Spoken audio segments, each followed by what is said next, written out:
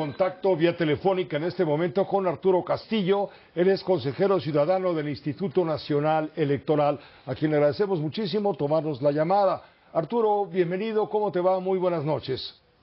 Pepe, muy buenas noches, gracias por este espacio, todo en orden relativamente. Nos interesa mucho conocer tu punto de vista. Ya escuchamos a Pablo Gómez ayer, escuchamos a la presidenta del Instituto Electoral. Me refiero a la reunión sostenida para analizar los términos en los cuales los consejeros ciudadanos del Instituto Electoral hacen propuestas para enriquecer el diálogo en función de la reforma electoral por venir. Y tuve una impresión en el sentido de que Pablo Gómez de alguna manera les dijo, pues no toquen esta puerta, no soy yo el adecuado para escuchar sus propuestas, vayan y toquen la puerta del Poder Legislativo. Incluso lo reiteró esta tarde Ricardo Monreal, el líder de la mayoría de Morena en la Cámara de Diputados. Arturo, ¿qué pasó? ¿Cómo está tomando esta comisión que encabeza Pablo Gómez la iniciativa de ustedes? ¿Por qué no son escuchados?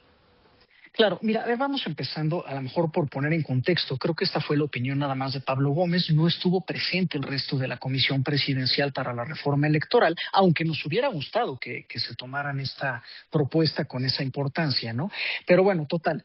Pablo Gómez recibió la propuesta de las consejerías del Instituto Nacional Electoral para una posible reforma electoral. En total, como seguramente ya habrán visto en diversas notas, se presentaron 241 propuestas. De estas, 17 fueron aprobadas por unanimidad de las consejerías. Y para poner un poco en contexto la reacción que escuchamos de Pablo, en la reunión le planteamos que para tener gobiernos legítimos necesitamos representación efectiva y elecciones confiables. Y gran parte de las propuestas del documento del Instituto Nacional Electoral están encaminadas justamente a estas dos cuestiones.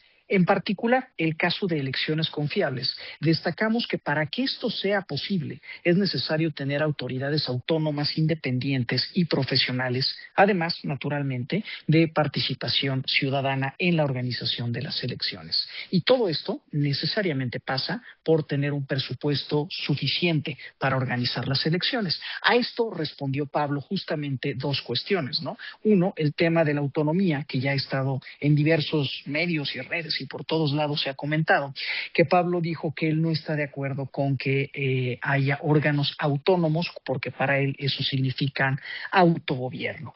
Y por otro lado, tampoco coincidió con nosotros en el tema de garantizar un piso mínimo de financiamiento al Instituto Nacional Electoral, y en cambio nos sugirió que más bien mantuviéramos un diálogo con la Cámara de Diputados para convencerlos de cuál es el presupuesto que necesitamos. Ahora, sí, pero perdón, en este punto específico, y luego volvemos con lo que estás diciendo, en este punto específico del presupuesto, ustedes lo que buscan es blindar el presupuesto del Instituto Nacional Electoral con base justamente en el proyecto federal de presupuesto y no dejarlo a expensas eventualmente de un humor de carácter político o dogmático, ¿es correcto? Exactamente, estás tocando justo el punto. En efecto, lo que nosotros estamos proponiendo es que se indexe o que se sujete el presupuesto del instituto a un piso mínimo que se calcule con base o en el PIB o en el presupuesto de egresos de la Federación, más tener naturalmente la posibilidad de hacer ajustes cada año en función de las necesidades que ese año en particular nos van a presentar. No es lo mismo un año electoral que un año no electoral, por ejemplo. Pero la historia nos dice, al menos desde 2017 hasta la fecha, que la interacción que hemos tenido con la Cámara de Diputados para tener presupuesto suficiente no ha sido eficaz. De hecho, la reducción ha sido gradual e incremental desde 2017 hasta la fecha, hasta el punto de llegar al presupuesto de la elección judicial del año pasado, en donde literalmente pues, nos dieron 800 millones de los 13,200 que les habíamos solicitado. Es decir, claramente, durante los últimos casi 10 años, ¿no? El legislador no ha tenido la sensibilidad para entender por qué es importante contar con un presupuesto para organizar elecciones confiables y nos lo han ido recortando y recortando y recortando. De ahí la importancia de tener esto. Si me permites, te explico con un ejemplo rápido por qué es importante el presupuesto. Elección judicial. ¿Recuerdas o recordarás que los ciudadanos no hicieron el escrutinio y cómputo en casilla? Esto se debió precisamente a la falta de presupuesto. ¿Por qué? No nos dieron presupuesto para la elección, instalamos la mitad de las casillas que se requerían, en esas casillas se concentraron más electores que los que se debieron haber concentrado, tuvimos muchos menos ciudadanos para hacer el escrutinio y cómputo, con boletas mucho más complicadas, y esto implicaba tener a la gente contando votos durante, pongamos, 30 horas. Esto era inviable. Eso fue una afectación directa a la calidad de la democracia y a la calidad de las elecciones por falta de presupuesto. De ahí la importancia de tener un piso presupuestal mínimo garantizado cada año. Bueno, eso en cuanto al presupuesto. Ahora también ustedes están pidiendo, ya que estás tocando el tema de la elección judicial que ocurrió el año pasado, en el mes de junio, ustedes están proponiendo que no se junten las elecciones federales que habrá en 2027, en junio de 2027, que no se junten con la segunda parte de la elección del Poder Judicial de jueces y magistrados. ¿Por qué? Porque se complica mucho la operación política y, sin embargo, tengo entendido que la idea del Poder Ejecutivo, en este caso, es que sí se reúnan para obtener la posibilidad de que haya más ciudadanos que quieran votar por el Poder Judicial. Pues en efecto, esta es otra de las propuestas que tuvieron unanimidad de las consejerías. Consideramos que es inviable que se celebre de manera simultánea una elección para renovar la otra mitad del Poder Judicial Federal, más la Cámara de Diputados, más 17 gobernaturas, más, en su caso, si se da un mecanismo de participación ciudadana como la revocación de mandato. Es logísticamente inviable, pero no solo eso, es jurídicamente incompatible.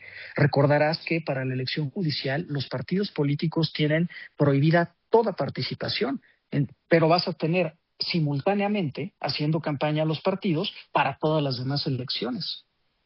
Simplemente son incompatibles. No, y el mero día de la elección van a estar ahí presentes los partidos políticos, eso es inevitable.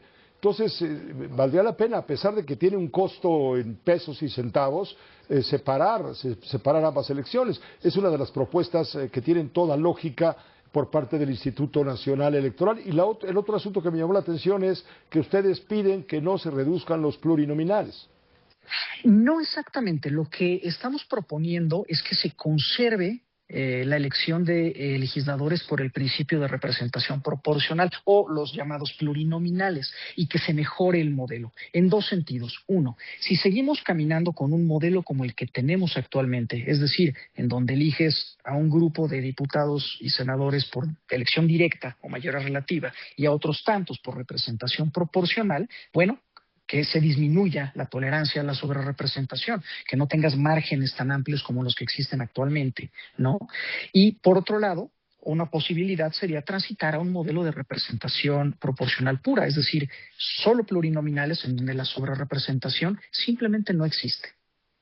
Correcto, es un punto clave. Ahora, ante todo esto y después de la respuesta de Pablo Gómez, ¿le van a hacer caso? Es decir, ¿van a ir a tocar la puerta del Palacio Legislativo de San Lázaro para hablar de todo esto con Ricardo Monreal o con quien tenga que hablar? Nosotros mantenemos abiertas las puertas para tener un diálogo tanto con la Comisión Presidencial como, naturalmente, con las dos cámaras del Congreso de la Unión, justamente atendiendo, no solo se lo comentamos a Pablo, sino escuchando el día de hoy a Ricardo Monreal, que hacía una declaración en ese sentido. Ojalá nos inviten a esas pláticas, ojalá encontremos una forma de comunicarnos con ellos y de establecer un diálogo para que escuchen con seriedad estas propuestas. Y finalmente te quisiera preguntar lo que ya hemos discutido en esta mesa al principio del programa. ¿No está buscando con esta reforma Morena darse vida eterna? Vamos a ver cuál es el contenido de la reforma. Ahorita lo único que conocemos son declaraciones de parte de diversos actores políticos, no conocemos ninguna propuesta en concreto. Hay temas que nos preocupan desde la perspectiva naturalmente de una democracia, como es el tema de la representación efectiva y de la autonomía de los órganos electorales. Pero vaya, creo que aquí habría que, uno, seguir tocando puertas para entrar en el debate y seguir digamos, analizando posibilidades de reforma, y dos, estar atentos a ver qué se va a presentar. Pues te agradecemos mucho, Arturo, en tu calidad de consejero ciudadano del Instituto Nacional Electoral, que nos hayas puesto al tanto con tu punto de vista, siempre valioso. Muchas gracias, Pepe, a ti. Buenas noches. Muy buenas noches, Arturo Castillo, consejero electoral.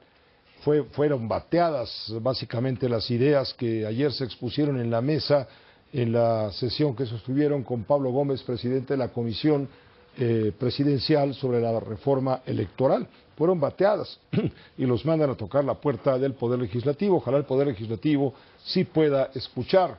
Justamente, esto es una pregunta que le faltó a los reporteros de la fuente de políticas en la Cámara de Diputados. Oiga, señor Monreal, ¿y si van a escuchar al INE? ¿Van a abrir la puerta a que venga el INE? ¿O ya están ustedes montados en la vida eterna? En fin, nos permite una pausa muy breve, volvemos enseguida. El compromiso.